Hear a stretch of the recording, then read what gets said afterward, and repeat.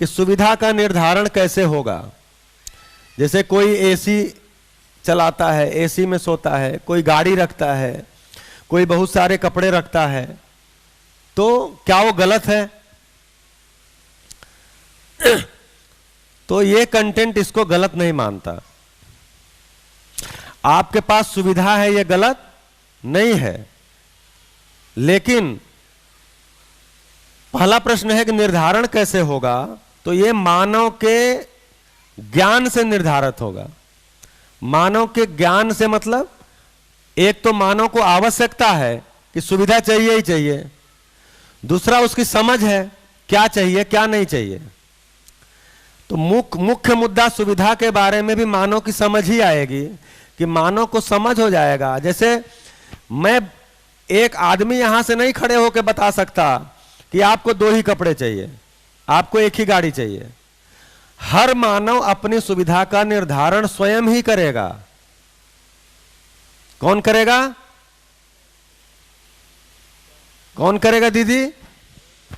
आप खुद करेंगे। क्यों? क्योंकि आपकी जरूरतों को आप पहचान पाएंगे। अब मुद्दा क्या है? मुद्दा यह है कि मैं जो जरूरतों की पहचान किया हूं, क्या वो मेरी जरूरत है या हमने किसी को देख के अपनी जरूरत मान लिया है?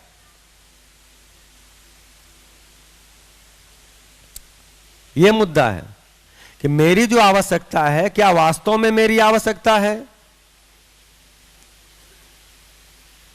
या मैंने किसी को देख के अपनी आवश्यकता को पहचान लिया है। तो इसमें एक सूत्र काम करता है, दूसरों से प्रभावित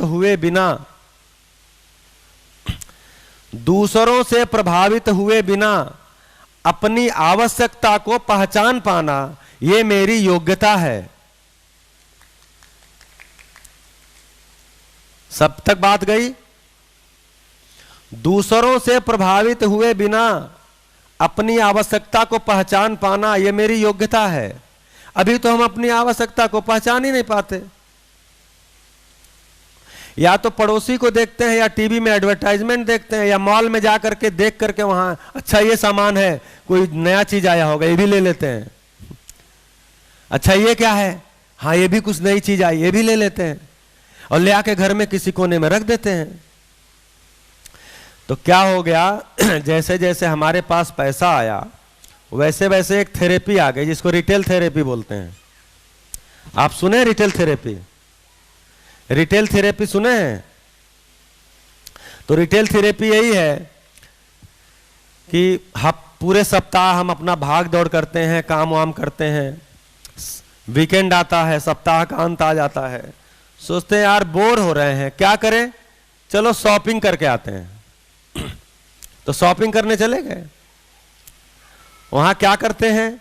ये भी ले लो, ये भी ले लो, वो भी ले लो, वो भी ले लो, ये भी अच्छा होगा, वो भी अच्छा होगा, ये भी बढ़िया होगा, वो भी बढ़िया होगा, सब बढ़िया ट्रॉली में लाद के और बिल कटा के लेके चले आए और घर में रख दिए। तब तक वीकेंड फिर आ गया। एक सप्ताह बीता था, वीकेंड फिर आ गया और आदमी तो बोर हो ही रहा है। भाई अपना काम दूसरों को आउटसोर्स कर दिया है तो बोर होगा नहीं तो क्या होगा? कपड़ा कोई और धुलेगा, झाड़ू कोई और लगाएगा, पोछा कोई और बनाएगा, खाना कोई, मतलब तो हमने क्या किया है, सारे काम को आउटसोर्स कर दिया है। तो हम बोर होते हैं। तो बोर होते हैं तो क्या करेंगे? शॉपिंग करके आते हैं। फिर चल दिए शॉपिंग के लिए।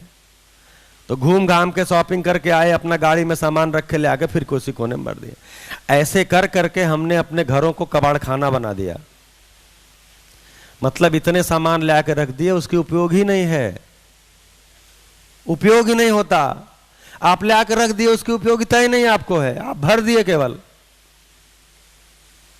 ये हो गया हमारी मानसिकता। तो कचरा हमारी मानसिकता में है। हम मानसिक रूप से कबाड़ी हैं। कबाड़ इकट्ठा करते। तो ये चीज निर्धारित हर मानव करेगा। कौन सा मानव करेगा? जिसको समझ हो जाएगा, जिसका शिक्षा संस्कार हो जाएगा। इसलिए इस मंच से खड़े होके या किसी भी मंच से खड़े होके कोई नहीं बता सकता कि आपकी जरूरत क्या है। अब मान लीजिए आपका व्यवसाय ऐसा है कि आपको प्रतिदिन 200-250 किलोमीटर 300 किलोमीटर चलना पड़ता है। तो आपको बड़ी गाड़ी चाहिए, बड़ी पहिए वाली चाहिए, आरामदायक चाहिए, जिससे कि पीठ को, कमर को आराम भी मिले। मेरी नौकरी, मेरा व्यवसाय ऐसा है कि मुझे 2-4 किलोमीटर जाना है और सप्ताह में एक आध बार ही बड़ी गाड़ी मैंने कार चाहिए होता, नहीं तो हमारा बाइक से काम चलता है, या रोज हम कार से भी जाते हैं तो 2-4-10 किलोमीटर ही जाते हैं, तो मुझे उस ढंग की कार चाहिए। लेकिन प्रॉब्लम क्या है कि हम इनकी कार देख करके हम परेशान हैं, इनकी तो बड़ी है, मेरी तो छोटी है बेचारी इसको देख के तरस आता है इस गाड़ी को। तो ये क्या चीज है? ये हमारे शिक्षा संस्कार में, मेरी मान्यताओं में है। मैंने मान लिया है कि बड़ी गाड़ी वाले सुखी होते हैं, बड़ी गाड़ी वाले खुश होते हैं, बड़े बंगले वाले खुश होते हैं, एसी बढ़िया वाली लगाने वाले सुख होते हैं, ऐसा हमने मान लिया है। तो कौन तय करेगा? तो बड़ी गाड़ी भी चाहिए, छोटी गाड़ी भी चाहिए, बड़ा मकान भी चाहिए, छोटा मकान भी चाहिए, सब अपनी अपनी जरूरत तय कर ले। हर मानव अपनी जरूरत के अनुसार बना लेगा, हर मानव अपनी जरूरत के अनुसार रख लेगा। लेकिन जब दूसरे की बड़ी गाड़ी देख के मेरे अंदर हीन भावना आती हो तो समझ जाइए आपका शिक्षा संस्कार हुआ नहीं है, आप मानव हुए नहीं हो, आप विश्वास से भरे नहीं हो, आप अविश्वास में हो, आप दरिद्रता में हो। आपकी जरूरत नहीं है फिर भी किसी की गाड़ी देख के आपको हीन भावना आ रही है, आपको जरूरत नहीं है फिर भी किसी का बड़ा मकान देख के आपको हीन भावना आ रही है। तो क्या चीज है? ये मेरी अपनी मानसिक स्थिति है, वस्तु का दोष नहीं है।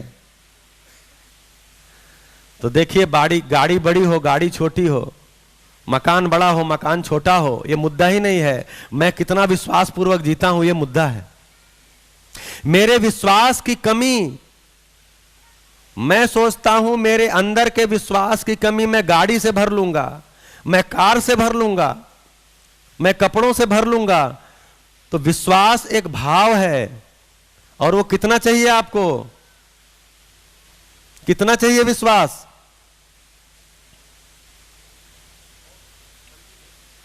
आपको कॉन्फिडेंस कितना चाहिए? थोड़ी देर चाहिए कि हमेशा? हमेशा चाहिए। तो विश्वास आपको हमेशा चाहिए। और गाड़ी तो दुनिया भर की अगर आप रख लें तो भी वो हमेशा वाली नहीं होगी, गिनती में ही आएगी। तो अगर गाड़ी से आपका विश्वास बढ़ना है तो आप जिंदगी भर आपका विश्वास नहीं बढ़ेगा, आप भाग दौड़ कर लो। अगर कपड़ों से आपका विश्वास बढ़ना है तो दुनिया के सारे कपड़े इकट्ठा कर लीजिए, आपका विश्वास नहीं बढ़ना है, क्योंकि कपड़े जितने भी लाओगे वो गिनती में आएंगे, लिमिटेड होगी। अब आपको विश्वास हमेशा चाहिए। अभी हमको इस तरह की शिक्षा ही नहीं हुई है, हमारे सामने इस तरह का प्रस्ताव ही नहीं आया है, इस तरह की हमारी बातचीत ही नहीं हुई है कि विश्वास, मैं जो अतृप्ति महसूस कर रहा हूं वो विश्वास की अतृप्ति है। मैं जो अतृप्ति महसूस कर रहा हूं सम्मान की अतृप्ति है। वो साधन से नहीं होगा, वो सुविधा से नहीं होगा, वो मेरी समझ से होगा। ऐसा मेरे सामने प्रस्ताव ही नहीं आया। तो ये सुविधा का निर्धारण हर मानव करेगा। तो उसमें एसी भी ठीक है, गाड़ी भी ठीक है। अब कोई दिन भर काम करता है, बहुत मेहनत करता है और उसको बैठने का भी टाइम नहीं है, तो कम से कम रात में सोचता है अच्छी नींद ले लें। अब रात में सोने गया और गर्मी, नहीं जी आप एसी क्यों चलाओगे, पंखा ही चलाओ, गर्मी तो रहती ही है। तो क्या होगा, कल वो आउटपुट नहीं दे पाएगा अपने काम में। तो लगा ले एसी, क्या दिक्कत है। हाँ, लेकिन एसी कौन वाला लगाए इसको देखना पड़ेगा। क्यों? क्योंकि हम एसी लगाते चले जा रहे हैं और इनको इस साइकिल को नुकसान पहुंच रहा है, ये देखना पड़ेगा। तो हमको एसी ऐसे बनाने पड़ेंगे, कूलर जैसा कुछ एसी वाला डिजाइन बनाना पड़ेगा जो कि पर्यावरण को नुकसान न पहुंचाए। नहीं तो एसी के होड़ में पड़ के ही हम बहुत सारी गैसों को रिलीज कर रहे हैं। बाहर जो हम ग्रीन हाउस इफेक्ट पैदा कर रहे हैं उसमें बहुत बड़ा योगदान एसी का भी है। उसमें CFC निकलती है, क्लोरोफ्लोरोकार्बन निकलता है जो कि उधर। तो इसको हम कैसे कम कर पाए? अभी बहुत सारे एसी ऐसे बनने लगे हैं जो कम CFC रिलीज करते हैं। आगे ऐसे भी एसी बन जाएंगे जो बिल्कुल ही नहीं रिलीज करेंगे। तो रखा जाए, लेकिन इसको बनाने वाले को ध्यान रखना पड़ेगा कैसा बनाया जाए। फिर ये जिस बिजली से चलेगा वो बिजली कैसे बनती है इस पर भी ध्यान रखना पड़ेगा।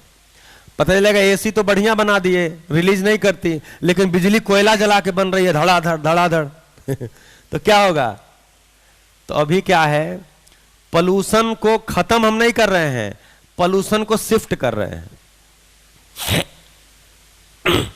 जैसे किसी ने बताया कि दिल्ली में जितने भी इंडस्ट्री थे उनको रिमोट एरिया में भेज दिया, बसों में सीएनजी लगा दिया और मेट्रो चला दिया। हमने कहा ठीक है, ये जो मेट्रो चलती है किससे चलती है? बोले बिजली से चलती है। देखिए कोई पोल्यूशन नहीं है। हमने कहा बिजली कैसे बनती है? बोले कोयला जला के बनती है। कहाँ बनती है? कहीं उत्तराखंड में बनती है, कहीं हिमाचल में बनती है, कहीं और बनती है। तो हमने क्या किया, दिल्ली से पोल्यूशन को शिफ्ट कर दिया दूसरी जगह। ये कोई उपाय है? ये भी उपाय नहीं है।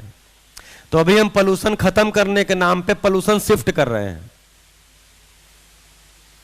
तो कुल मिलाकर के सुविधा का निर्धारण हमको स्वयं करना पड़ेगा।